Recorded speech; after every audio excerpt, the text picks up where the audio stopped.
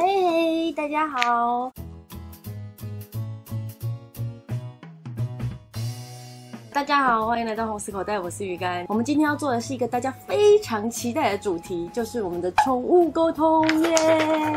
大家知道我们家多了一只优露嘛，很好奇，很想知道大家对这个新猫咪来的这个心得是什么，有没有什么想抱怨的啊，或者是想要跟我说的话，或者新的优露有没有想要跟我说的？所以我又去找了宠物沟通师，然后他什么时候在那边的？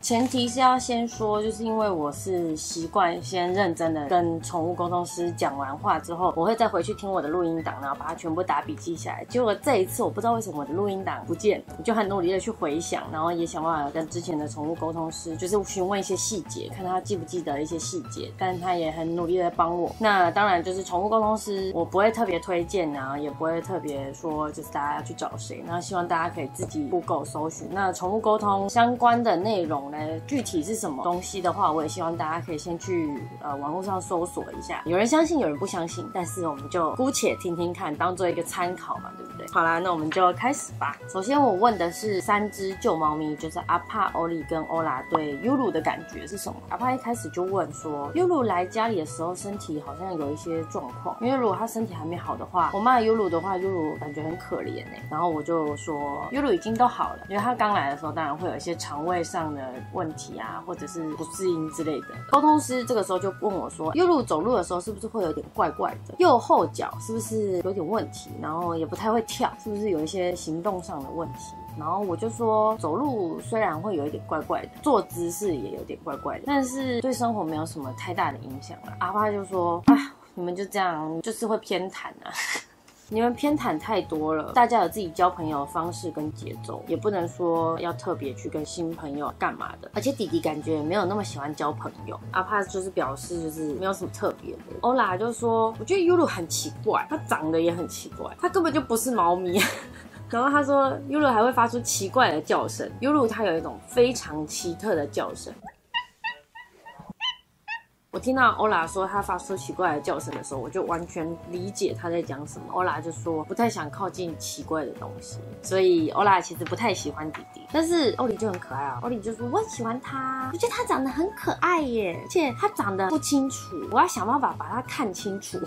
看不清楚是什么样的概念？我想了一下，可能是因为他的眼睛会跟他的斑纹混在一起，不知道是这样看不清楚还是这样。而且他说了一个非常重要的，他说比欧拉还可爱，因为弟弟不会凶我。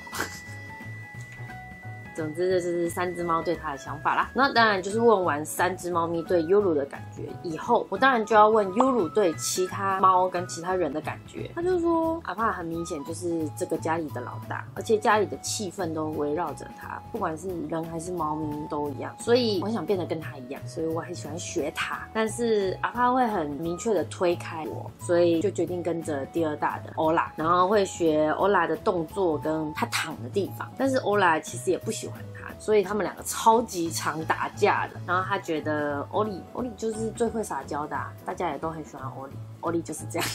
他讲完对猫咪的感觉之后就说，我很常被人类像小婴儿那样抱，一开始觉得突然这样子被抱着其实好像有点恐怖，但是后来就越来越喜欢这个感觉。那当然太久还是会有点烦的啦，因为有的时候这样被抱着很舒服，所以他就是有一个困惑，我到底是人类还是猫咪。优露就说，可是我明明就很想要像其他猫咪那样子互相舔啊，窝在一起，他想要其他猫咪跟他一起窝着睡觉，可是大家都不太理他，所以他还蛮羡慕像姐妹俩那样子，他也想要用这样的方式去交换彼此的味道。好可怜哦，对新猫咪太好也不行，对新猫咪太不好也不行。这就是优露对大家的感觉。我就顺势就问说，优露你知道自己的爸爸妈妈是谁吗？因为阿帕的时候他当然是先知道我嘛，然后后来比较常相处在一起也是菜渣。欧里跟欧拉的时候比较常相处的当然也是菜渣跟我，但是领养优露的时候还有罗伊跟胖子，就是经常的见到面。所以我就问优露说，那你知道自己爸爸妈妈是谁吗？他就说，哦，我知道妈妈是谁。他就很明确的知道妈妈是我。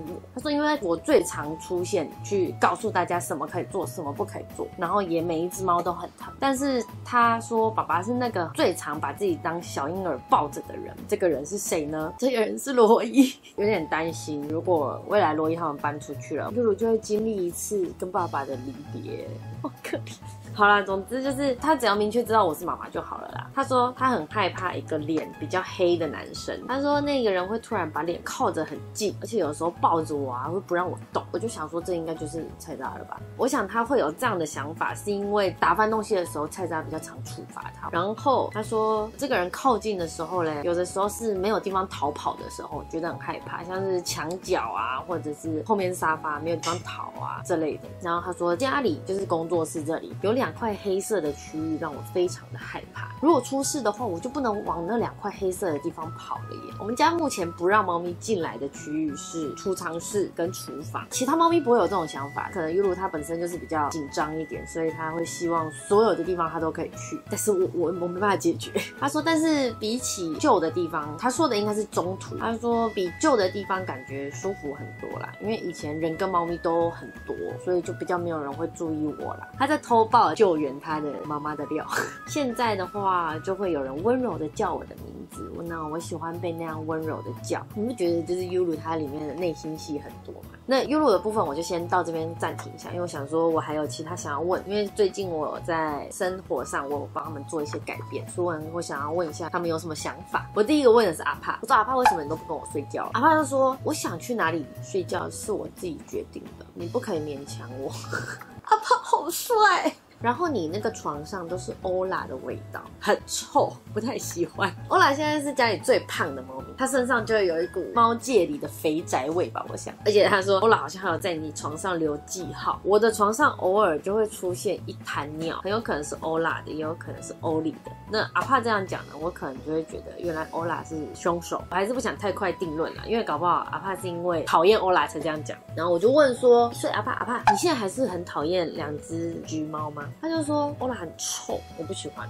但是比起以前，我没有那么讨厌欧里了啦，因为有更讨厌的嘛，他是这样讲的。Yulu，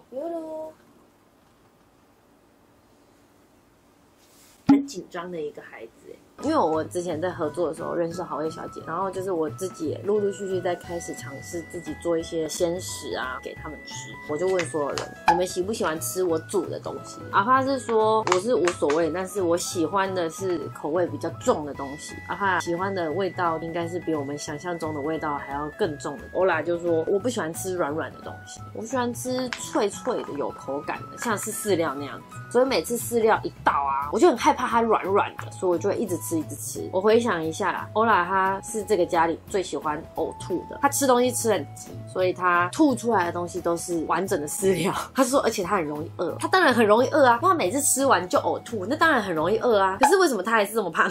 然后他说他喜欢肉形状明显一点的，可能就像骰子牛那类的，他不喜欢碎肉，要求真高呢。欧里就是表示啊都很喜欢啊，都很喜欢。Yulu就没什么想法。我一直以为阿帕没有吃饱，我们吃饭的时候就会聚集在他们吃饭的那个地方，然后阿帕会在空碗前面对着我们一直叫，那你当然理解为他饿了，然后就帮他倒一点点，那他会连那一点点都不吃就走掉了，他也没有要吃，他就说我只是想叫而已。他想要引起大家的注意，分享我看到了什么东西，这是怎么恶趣味吗？再来我就问其他人能不能多陪 Yulu 玩，然后欧里是说可以啦，可是 Yulu 好奇怪哦，他会玩我不懂的东西，像是玩自己的尾巴之类的。那大家知道欧里是麒麟尾，他尾巴很短，我觉得他就是这样不懂。欧拉就是他很奇怪，不想靠近他，然后阿帕就是自我中心 ，OK 啊，阿帕就是帅。我就问阿帕啊，因为他是老大嘛，我想给他一点傻逼，你想跟我说什么嘛？你想说什么都可以。阿帕就说希望你们可以站起来跟我们玩，因为你们平常来找我们玩的时候都超兴奋的，都超开心的，都会哇好可爱。可是当你们坐在电脑前面，或是坐下做别的事情的时候，就像是死掉了。你们有人格分裂吗？